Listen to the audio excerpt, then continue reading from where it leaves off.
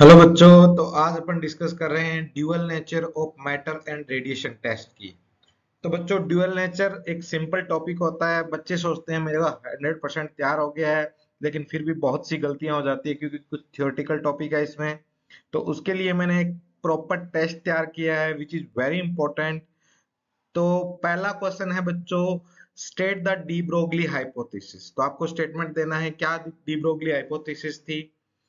उसी में second part है, proton and alpha particle having same kinetic energy, find the ratio of de Broglie wavelength. तो आपको de Broglie की wavelength का रेशियो बताना है उसमें, अगर प्रोटॉन और अल्फा पार्टिकल की अगर काइनेटिक एनर्जी सेम है। दूसरा आपको क्वेश्चन है बच्चों, मोनोक्रोमेटिक लाइट है जिसकी फ्रीक्वेंसी है 6 × 10⁻14 hertz is produce by a laser. एक लेजर है, वो इतनी फ्रीक्वेंसी की लाइट प्रोड्यूस कर रही है। आपको बताना है पावर इमिटेड इज, उसमें पावर भी बता दिया गया है, इमिटेड इतनी है, ये वाट में होगी पावर बच्चों। और calculate the energy of photon, पहला क्वेश्चन था एनर्जी फोटोन की बतानी है आपको। सेकंड क्वेश्चन है नंबर ऑफ फोटोन, फोटोन पर सेकंड बताने हैं। फोटोन ही है, फोटोन है, स्पेलिंग मिस्टेक है। तो नंबर ऑफ फोटोन पर सेकंड।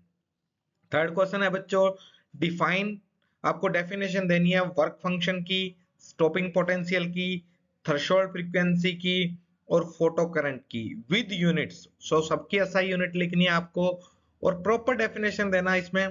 कई बच्चे कुछ लिख देते हैं, कई बच्चे कुछ, प्रॉपरली आपको एक्सप्लेन करना है ईच एंड एवरी डेफिनेशन को।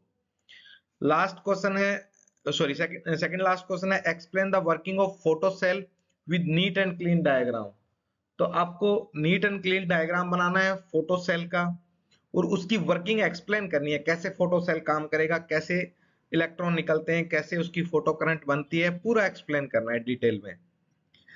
लास्ट है बच्चों, आपको वेरिएशन शो करना है photo current with collector plate potential, मतलब पोटेंशियल कलेक्टर प्लेट पे लगाया गया है वो और फोटो करंट के बीच में, for different frequency but same intensity.